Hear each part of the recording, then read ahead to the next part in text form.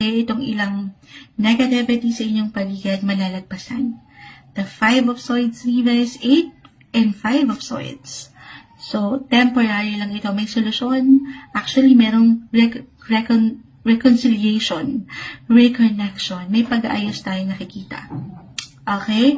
Merong private na pag-aayos or pagdating sa karera, trabaho, may private recognition or achievement kayong pwedeng matanggap. Ito yung ilang tahimik lang na laban, na appreciation or recognition kahit sa simpleng sabi ko nga, pagpapahalaga doon sa nagagawa nyo, meron, nakikita kayo. Okay? Sumasang-ayon ng baby. So, why not? Meron kayong ilang alalahanin right now sa ilang, kung if ever, meron na kayong baby. Lalo pa sa usaping opportunity doon sa pera, syempre pa,